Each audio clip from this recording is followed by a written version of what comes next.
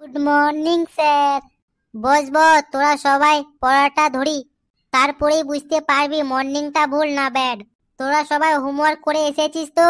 না হলে কিন্তু আমি সবাইকে মেরে লাল করে ছাড়বো আজকে। ফেলু রে, তুই কিছু কর রে ফেলু। আমি আজ হোমওয়ার্ক করে আনিনি রে, স্যার কিন্তু মেরে লাল করে ছাড়বে আজকে ফেলু। আমিও তো হোমওয়ার্ক করে আনিনি রে, দেখি কি করা যায়। স্যারকে, স্যার আপনি তো বড় বড় দাড়ি রেখেছেন কেন? তোরা এখন ছোট আছিস তো তাই বুঝবি না, দাড়ি অনেক সুবিধা আছে, তোরা জানিস না। আপনি না বললে কি করে জানবো স্যার দাড়ি রাখা কি উপকার লাগে, বলুন স্যার। হ্যাঁ স্যার, আমাদেরকেও দাড়ির একটা উপকারটা বলুন, তাহলে আমাদেরও নলেজ বাড়বে। দেখ, প্রথম কথাটা হলো দাড়ি রাখাটা খুব লাভে। দাড়ি থাকলে গালে মশা কামড়াতে পারবে না।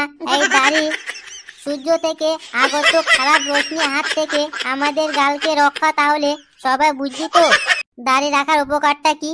বুঝে গেছি স্যার, আমিও বড় হয়ে দাড়ি রাখবো। স্যার আমিও বড় হলে দাড়ি রাখবো। স্যার আপনার কথা শুনে আমিও উৎসাহ পেলাম, আমিও বড় হয়ে দাড়ি রাখবো। স্যার আমার একটা প্রশ্ন আছে। বল, কি প্রশ্ন? স্যার আমরা গ্রামকে জি লিখি, তাহলে মিলিগ্রামকে কি লিখবো? মিলিগ্রামকে লিখবি এনজি, আর কিলোগ্রামকে লিখবি কেজি, এটাও জানিস না? স্যার তাহলে ইনস্টাগ্রামকে কি লিখবো আর টেলিগ্রামকে কি লিখবো? ফালতু কথা বলিস না ঘেটু, চুপচাপ বসে থাক। আর তোরা আমার মনটাকে যত ঘোরাবার চেষ্টা করিস না কেন, কখনো ঘোরাতে পারবি না। তোরা ভেবেছিলি সব উল্টা পুল্টা প্রশ্ন করে আমার মনটাকে ঘুরিয়ে দিবি, আর আমি পড়া ধরবো না, তোরা ভুল ভেবেছিস। এই গেটু তুই দাঁড়া তো, তোকে আগে প্রশ্ন ধরি। কি প্রশ্ন স্যার? ধর তুই বাসে করে কোথায় যাচ্ছিস, হঠাৎ করে তোর গরম লেগে গেল, তখন তুই কি করবি? স্যার আমি বাসের জানলাটা খুলে দেব। ধর তুই বাসে জানলাটা 3.5 বর্গ মিটার, আর বাসের আয়তন 15 মিটার কিউব, আর বাসটি ঘন্টার 80 কিলোমিটার বেগে পূর্ব দিকে যাচ্ছে, আর বাসের গতি 10 কিলোমিটার প্রতি ঘন্টায় পশ্চিম দিকে যাচ্ছে।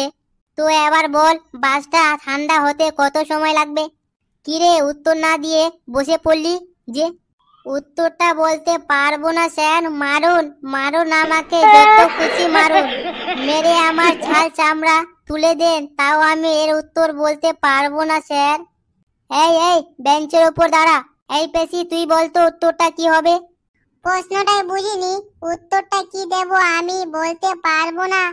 বেশ, তুইও বেঞ্চের উপর দাঁড়া। এই ফেলু তুই দাঁড়া তো, তুই বলতো তুই বাসে করে হঠাৎ তোকে গরম লেগে গেল, তখন তুই কি করবি? স্যার আমি আমার জামাটা খুলে ফেলবো। তারপরেও যদি গরম লাগে তখন কি করবি? স্যার তাহলে আমি আমার ভিতরের স্যান্ডো গেঞ্জিটা খুলে ফেলবো। তারপরেও যদি গরম লাগে তখন কি করবি? স্যার তারপরেও যদি গরম লাগে তাহলে আমি আমার প্যান্টটা খুলে ফেলবো। ওহো, তারপরেও যদি তোকে গরম লাগে তখন তুই কি করবি? তারপরেও যদি গরম লাগে আমি আমার আন্ডার প্যান্টটা খুলে প্যান্টটা হয়ে থাকবো, তাও আমি বাসের জানলাটা খুলবো না। ফালতু কথা বলিস না তুই। বেঞ্চের ওপর দাঁড়া তো, বেঞ্চের ওপর দাঁড়া। তোদের যে রচনাগুলো পড়ে আসতে বলেছিলাম, পড়ে এসেছিস তো? হ্যাঁ স্যার পড়ে এসেছি। বেশ বাবা হাবলু, তুই নদী নিয়ে একটা রচনা শোনাও তো। স্যার নদী কোনো উঁচু স্থানে থেকে উৎপন্ন হয়ে ভূপৃষ্ঠ ঢাল বরাবর প্রবাহিত হয়ে সাগরে বা সমুদ্রে গিয়ে মিশেছে। স্যার নদী আমাদের উপকারে লাগে, নদী জল আমাদের গৃহস্থলীর কাজে লাগে, চাষবাসের কাজে লাগে, নদী থেকে আমরা মাছ পাই, নদী আমাদের যাতে কাজে লাগে, আর নদী পলি মাটিতে খুব ভালো ফসল হয়। বাহ হাবলু বাহ, খুব সুন্দর বলেছিস বাবা। তুই বস। গেটু তুই বল কোন রচনা পড়ে এসেছিস? স্যার আমি তোমার দেখায় একটি মেলায় এই রচনাটা পড়ে এসেছি। আমি তো অনেকগুলো রচনা পড়ে আসতে বলেছিলাম, আর তুই একটা রচনা পড়ে এসেছিস। আমি শুনবো না, আমি যেখান থেকে খুশি রচনা ধরবো, তুই বল। আমার প্রিয় বন্ধু রচনাটা শুনি। স্যার প্রিয় বন্ধু? স্যার ঘেটু আমার প্রিয় বন্ধু। আমরা দুইজন এই একদিন ঘুরতে বেরিয়েছিলাম, ঘুরতে ঘুরতে দেখলাম এক জায়গায় মেলা বসেছে। সেখানে লোকজনগুলো কেউ কেউ নাগরদোলায় চড়েছে, কেউ ঘুগনি খাচ্ছে, কেউ চপ সিঙ্গারা খাচ্ছে, কেউ কেউ হরেক মাল 12 টাকা কেনাকাটা করছে।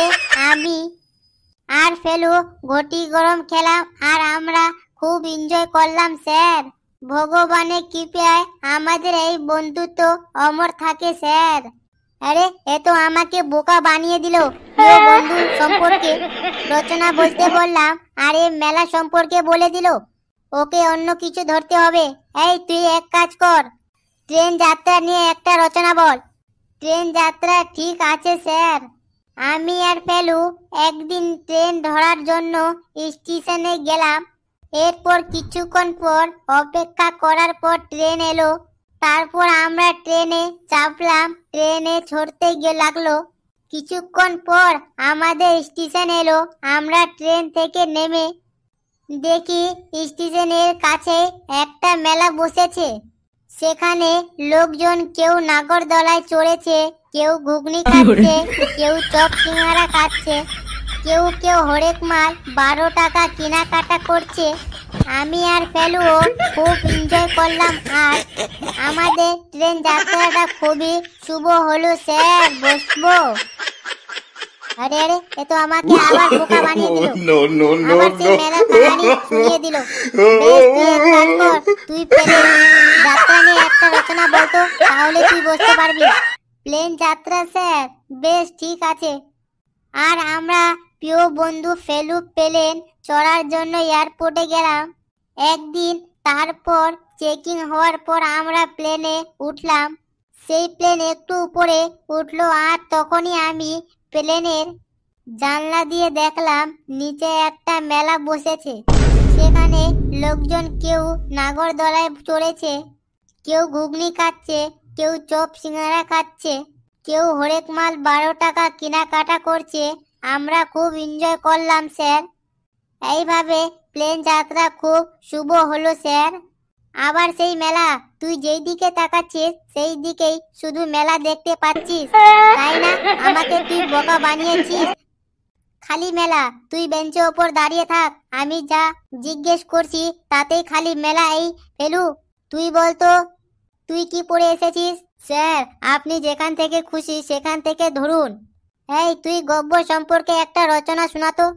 স্যার, গব্বর সিং একটা মহান ডাকাত ছিলেন, নামে মানুষ ওনাকে আদর করে গব্বর আয়া বলে ডাকতেন। গব্বরের সিং খুব সঙ্গীত প্রেমী ছিলেন। ওনার সবাই গানের প্রোগ্রাম হতো। জব তক হ্যায় জানে যাহা मैं নাচুঙ্গি, এই গানটি গব্বর হয়ে অনুরোধ গায়া হয়ে ছিল। ওনার রং খেলার খুব শখ ছিল, এই জন্য উনি সাম্বাকে জিজ্ঞেস করতো, হোলি কবে রে, হোলি কবে? গব্বর সিং একটু দয়ালু কলকাতীয় ছিলেন। কোনো না উনি ঠাকুর কে বাগের পেল। ঠাকুরের শুধুমাত্র 2টো হাতি কেটেছিলেন। ইচ্ছা করলে আরো কিছু করতে পারতো, কিন্তু দয়া শরীর বলে আর কিছু কাটেনি।